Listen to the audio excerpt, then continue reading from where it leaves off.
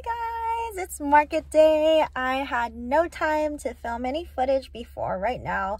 I just got to the parking structure at Yorba Linda Town Center. This is my third market within a week, I believe, and I am prepped and ready to go. I was supposed to drive here with my boyfriend, but he had to go and do some errands with his mom, so I will see him later on during the market. Anyhow, my name is Arabella. Thank you for joining me today on this market vlog. I'm not entirely sure how long it's going to be. It is 12:15 right now and setup has already started, so I'm about to head on over, go look for my spot, and probably film a time lapse to show you how I set up my spot. All right, let's go. Okay, I'm in the parking lot or the parking structure, and I'm heading to my spot.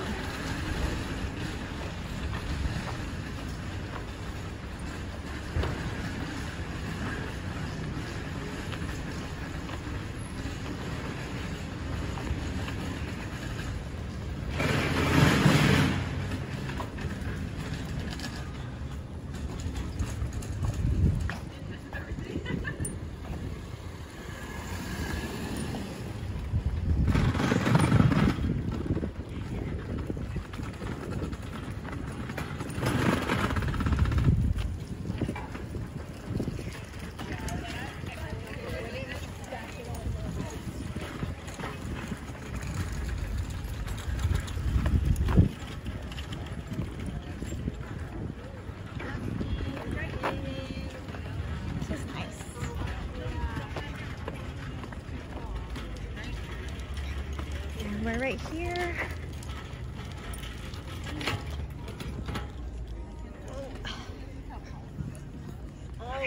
Got one more trip. Yep. Oh, that looks cool. Next to all of these cool shops, and everybody else is setting up as well. If only I could fit all of my stuff in 2 trips, that'd be great. But here's the last one. Okay, here we go. Last trip.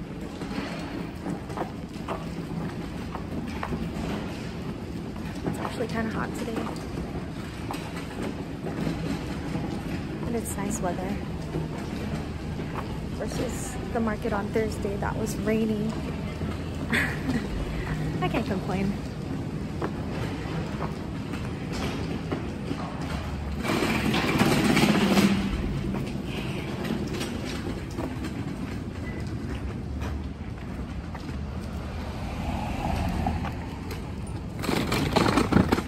All right, here we go.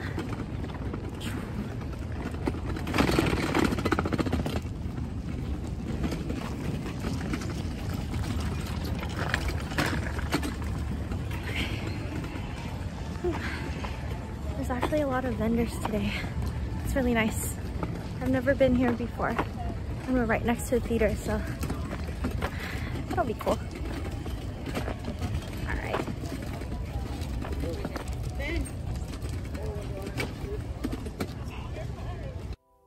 All right, I'm setting up the umbrella first. Put the tables up, put the tablecloth. Mom popped in.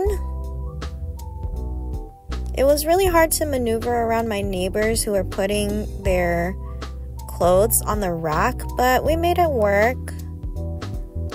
Setting up the table, putting all the plushies in, and here's my boyfriend. And yeah. All right, all set up. Bright and sunny day. Here's the selection.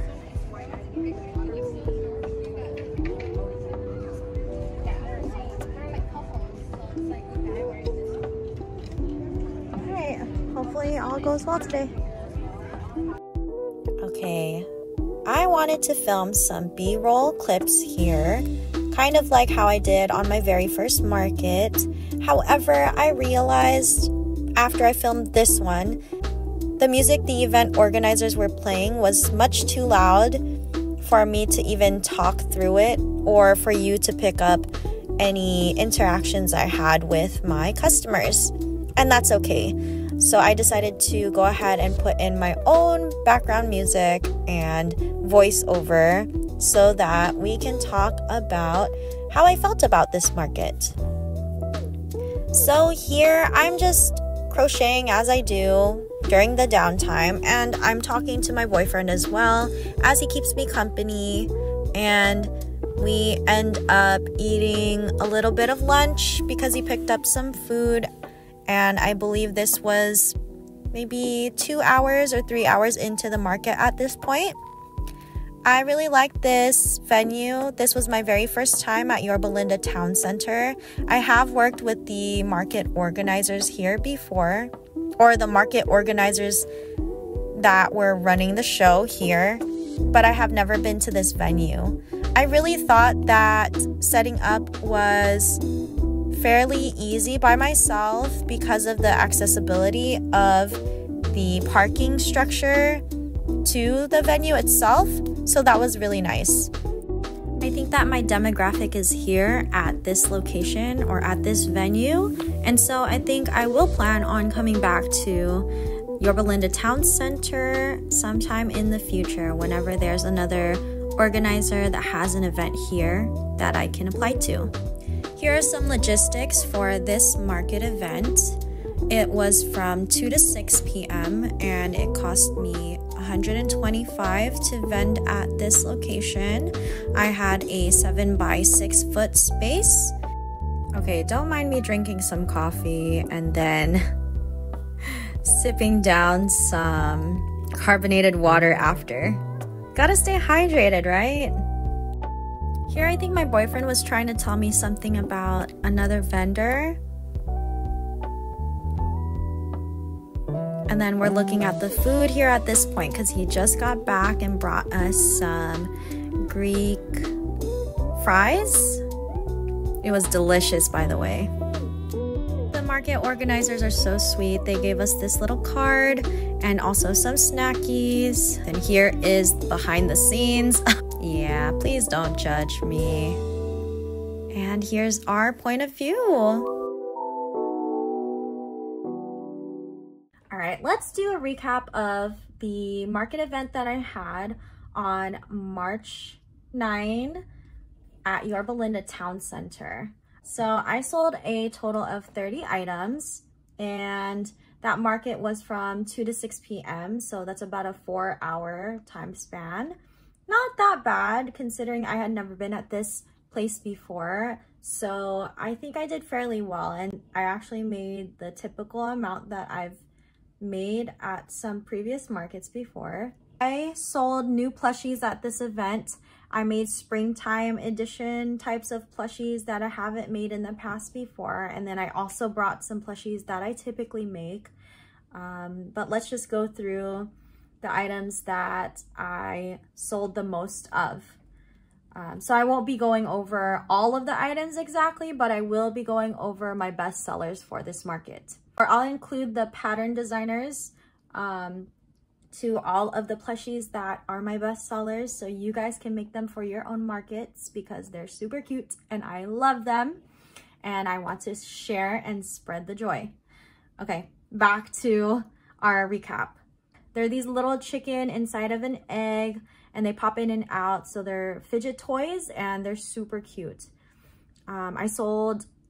I believe I sold 2 of those, and I only brought 2 of those, so they sold out. I also brought little chicks that are in a little frog hat, so those are super cute as well. And I sold about 3 of those, and I brought 5. I also sold out of mini Totoros that I made. Those Totoros were made by danimagpie on Instagram, and I'll include her link down below.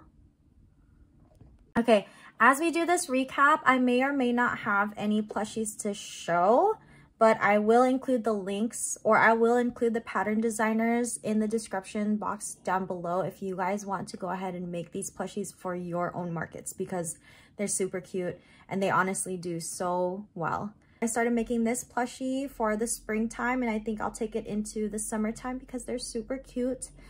But here it is. It's a little chick with a frog hat. I do see people making them and putting eyes here in the little eye parts of the frog. However, I feel like even if it doesn't look like a frog hat, people like the bucket hat look of it. So you can actually take these baubles out and then change the hat color to be something else if you want. But I do like to keep just this combination, and these have been selling very well for me. And another plushie that sold out, I only brought 2 of them, are these little frog and a flower. So you can see this one is a fidget toy as well. It pops in and out, and this is by Cable and Canvas. Super cute design. I love it. Lily pad here has a little detail right there. And yeah, I made this in I made the flower in a pink color, and both of those sold at that market. And then I also brought Octos, little Octos. This pattern is by allfromjade, and I used to use a different Octo pattern, but this is, I don't know, this one is a really cute pattern to me, and it really doesn't take that long to make. So highly recommend by allfromjade. A plushie that kept grabbing people's attention, probably because I put it out to the front on my table that was jutting out, was the Mini Totoro by danimagpie. Holy cow. I love this pattern because it's so cute, so easy to make, and people love Ghibli. Or at least I love Ghibli, and I love making it, and I love when people come up and say, oh my god, is that Totoro? And I'm like, yes, it is. Because I actually also display Haku. Whenever somebody comes up and is like, is that Haku from Spirited Away? I'm like, yes, it is. It is a baby chunky Haku from Spirited Away. And the pattern that I use for that one is wondercrochet. It always grabs someone's attention. So yeah. Also, I know that this was at the beginning of March and it's not Easter yet. However, I did get people buying my bunnies that I brought to the market. I brought a bunny that had long ears, so ears that were sticking up like this, and I only made one of those, and it was a completely different pattern than the one that I typically use. And then I also made a frog hat bunny, and that one sold to my vendor neighbor, and she's so awesome for grabbing that little bunny because I was just like super excited to make that one, and it was super cute to put out onto display. The pattern designer for that bunny is kosinsqa.handmade on Instagram, and I used the baby bunny pattern, and then I also used a the frog hat pattern that she has as well. And so the total I made for this market after fees was about $330, and it might not seem like a lot, but I thought it was very successful for what it was, having never been to that venue before and just trying to feel out the crowd and, you know, like what if my demographic is there, or if people like the plushies that I brought this time around. And yeah, it was overall a very successful market. Actually, let's just start from the beginning. Okay, so mini story time. I'm used to people coming up to me and asking questions. I'm used to little kids coming up and asking questions about the plushies. How long did it take? You know, what kind of materials are you using? Can you teach me how to crochet? All that and all that jazz. And I'm always very friendly. I always say hello back. I try to communicate with them, just chat about crochet and, you know, the plushies in general. And so this little girl came up and was asking me a whole bunch of questions that were, you know, very well thought out questions too about the plushies. She came with her brother, and they were both really into the plushies that I made, and they were looking around, and there was this one little bunny that caught her eye, and I could tell she really, really, really wanted that plushie. So I had to keep my eyes out on her and just see, like, I was looking around to see like where her parents were, but they were nowhere to be seen. So I just kept watch, you know, she kept asking questions. And then I was also crocheting at the same time, but when people are asking me questions, or when people are, you know, in front of the booth, I try to limit that so that I am present for them. Anyhow, she slowly starts to slip away while still holding the bunny or the little plushie that she wanted, and her brother was trying to grab at her to bring her back to the table to probably put the plushie back. Okay, so my predicament here is that I am in the middle of all of my stuff behind the table. My boyfriend is to the left of me, sitting at the corner of our table, and I don't know if you remember, I was saying that it felt a little bit cramped in our open space to the left side of us where we would get out because of the racks that my other vendor neighbor had, like the clothing racks. And then people were also looking at clothes on those racks, so they were coming all the way around the racks so that they can have access to everything. So basically I had no way to get out there to go and grab her. Otherwise I would have done so. So I actually said, when she was walking away, I said, hey, could you come back here, please? And so she walked away, and then I had my boyfriend, I had to nudge him, you know, because he was on his phone. He didn't know what was going on. He looked at me like, what is happening? And I said, can you please go grab that little girl, because she walked away with my plushie. And so she actually just walked over to the other side of the clothing rack. And I was upset, honestly, because that has never happened to me before. I've never seen anybody take any plushies off my table and not pay for it. And there's never been an instance of anyone stealing or, you know, taking the plushie and like not putting it back right away until they were able to go grab their parent to grab some money and then pay for the plushie. So my boyfriend was like looking over to see where she was. She ended up coming back. It turns out her mom was on the other side of the clothing rack, and her mom told her to go put the plushie back. And she came back and she put the plushie back, and then she started asking like, oh, is this plushie for sale? And I told her, I said, yes, the plushie is for sale, but you do have to bring your mom back or bring some money and you can take it with you. And then she walked away looking very upset. And she actually came back twice after that event with her mom too. And she had some tantrums when her mom said no. I think maybe like 30 minutes before the end of the market, her mom came back and apologized and paid for the plushie because I guess her daughter really, really wanted that plushie and she would not let it go. And that was actually the cheapest plushie that I had available. It was only $5 because it was a really small plushie, you know. And I am still like, that's never happened to me before. So I was a little shooketh when it did happen. I was kind of upset about it because that's just never happened to me before. And so, you know, like I'm just hoping that, you know, if you have kids, please teach them not to be kleptos, because at the end of the day, I am still a small business. I do hand make all my items, and I want people who can appreciate the art to purchase from me, right? Like, I don't want to give away my plushies that I worked hard on to people I don't necessarily know for free. You know, they take some time to make. End of story. All right, well, that was the story time. I would say, like, the lesson learned here is to just be vigilant about your products. If you are a small business and you have them laying out on a table, always keep an eye out, because you never know who's gonna come up and swipe your stuff.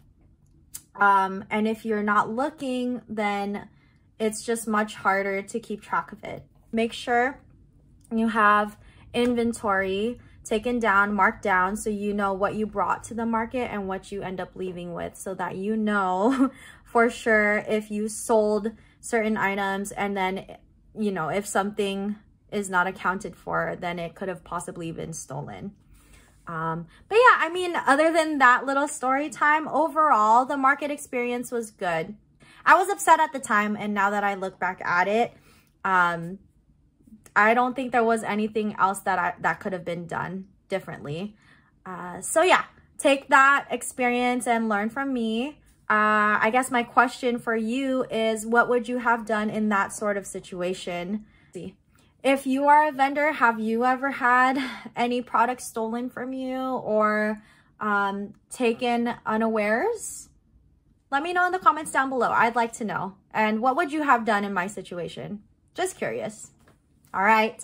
So with that being said, please, if you liked my video, please share, maybe subscribe, like the video, and leave a comment down below. I'd like to hear your thoughts.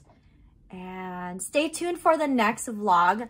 I will continue to make market vlogs. However, if there is a week where I'm not doing a market, I might do like market prep updates, or kind of just talk about like what plushies I'll be making throughout the week, or just whatever I'm doing crochet related that week.